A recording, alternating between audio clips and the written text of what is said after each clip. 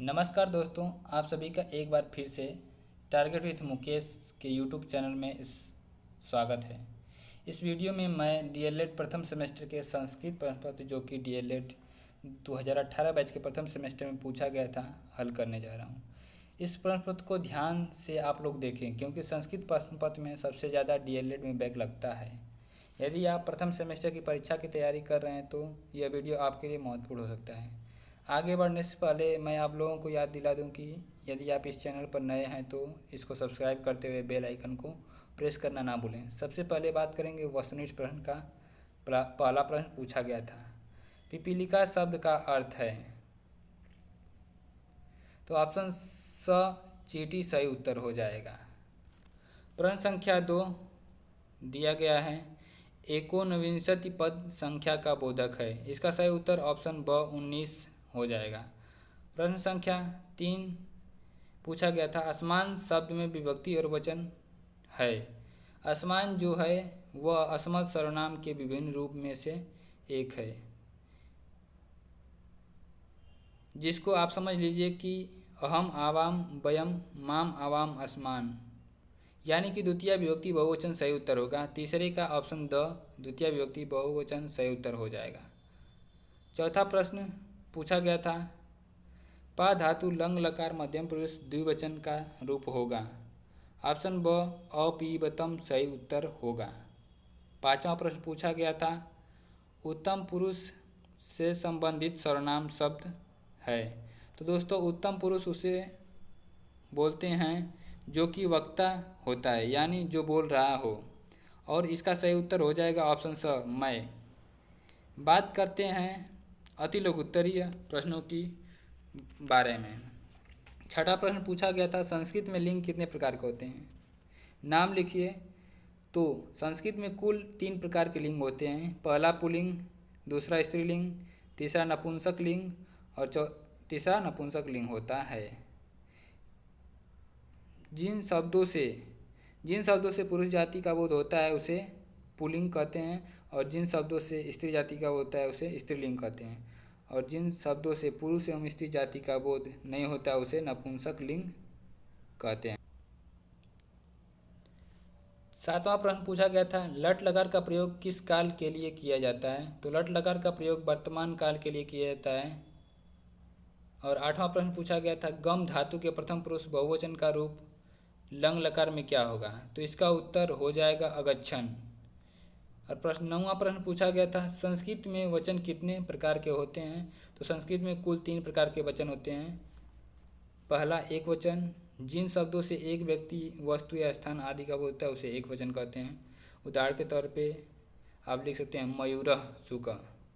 द्विवचन, जिन शब्दों से 2 वस्तुओं का बोध होता है उसे हम द्विवचन कहते हैं, जैसे शुकः बालकः मयूरः आदि होगा। और तीसरा बहुवचन, जिन शब्दों से 3 या 3 से अधिक वस्तुओं का बोध होता है उसे बहुवचन कहते हैं, जैसे सुका, मयूरा, कपोता, अजा आदि। 10वां प्रश्न पूछा गया था, बालकय शब्द में प्रयुक्त विभक्ति और वचन लिखिए। इसका उत्तर हो जाएगा तृतीया विभक्ति बहुवचन। 11वां प्रश्न पूछा गया था, नवनीतम शब्द का हिंदी अर्थ क्या है। तो नवनीतम शब्द का हिंदी अर्थ होता है ताज़ा मक्खन। अब बात कर लेते हैं लघु उत्तरीय प्रश्नों के बारे में। 12वां प्रश्न पूछा गया था, दा धातु का लट लकार में रूप लिखिए। दा धातु का लट लकार यानी कि आपसे वर्तमान काल के बारे में पूछा जा रहा है, तो रूप हो जाएगा ददाति दत्त ददति, ददासी दत्त दत्त, ददामी दद्वः ददन। इसका सही उत्तर हो जाएगा।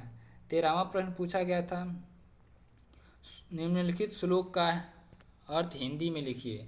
श्लोक क्या दिया हुआ है, परित्राणाय साधूनां विनाशाय च दुष्कृतां धर्म संस्थापनार्थाय संभवामि युगे युगे। तो इसका हिंदी में अर्थ हो जाएगा,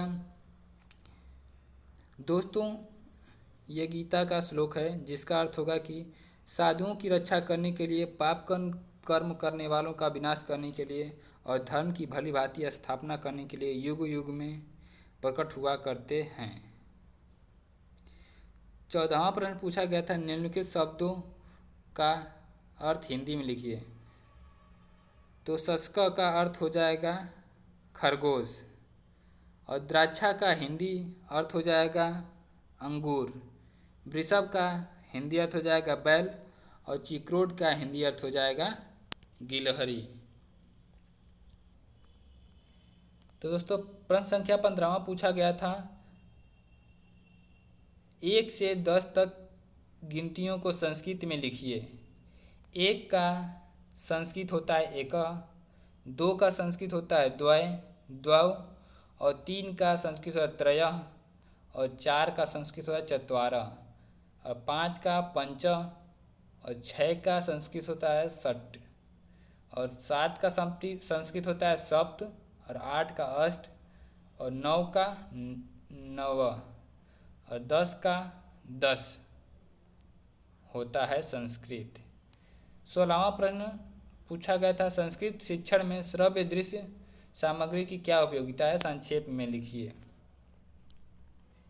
तो इसमें आप यह लिख सकते हैं कि संस्कृत में उच्चारण में बच्चों को परेशानी आती है, उनका निराकरण किया जा सकता है दृश्य सामग्री के माध्यम से। जो इसमें विसर्ग और हलंत वगैरह प्रयोग किए जाते हैं उसको शुद्ध रूप में देखकर के बच्चों को लिखना सिखा सकते हैं। संस्कृत विषय को तो ये आप कुछ 1-2 पॉइंट लिख सकते हैं। 17वां प्रश्न पूछा गया था, तत् सर्वनाम शब्द का रूप स्त्रीलिंग के प्रथमा और द्वितीय विभक्ति के सभी वचनों में लिखिए।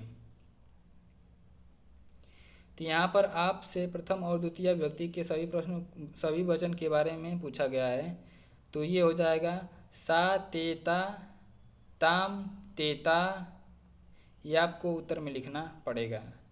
प्रश्न संख्या 18 दिया गया है, निम्नलिखित वाक्यों का संस्कृत में अनुवाद कीजिए। तो पहला दिया हुआ है, मैं प्रतिदिन विद्यालय जाता हूँ। तो इसका संस्कृत में अनुवाद हो जाएगा, मैं का होता है अहम, प्रतिदिन का हो जाएगा प्रतिदिनम, विद्यालय का हो जाएगा विद्यालय, और जाता हूँ का गच्छति हो जाएगा, अहम प्रतिदिनम विद्यालयम गच्छति। दूसरा दिया है, तुम कहाँ रहते हो। तो इसका हो जाएगा त्वम कुत्र निवसति। तीसरा दिया हुआ है, श्याम पैर से लंगड़ा है। तो इसका हो जाएगा श्याम पादेन खंज अस्ति। चौथा दिया हुआ है, पेड़ से फल गिरते हैं। तो इसका संस्कृत अनुवाद हो जाएगा वृक्षात् फलानि पतन्ति। तो दोस्तों यह वीडियो यहीं पे समाप्त होता है। दोस्तों यह वीडियो कैसा लगा कमेंट सेक्शन में ज़रूर बताइएगा। साथ ही मैं यह भी बताना चाहूँगा कि डीएलएड में संस्कृत में सबसे ज़्यादा बैक लगता है, इसलिए आप लोग संस्कृत विषय की अच्छी से तैयारी करें। आज के वीडियो में बस इतना ही, और ऐसे ही महत्वपूर्ण अपडेट के लिए बन रहे टारगेट विद मुकेश के यूट्यूब चैनल पे। तो दोस्तों धन्यवाद।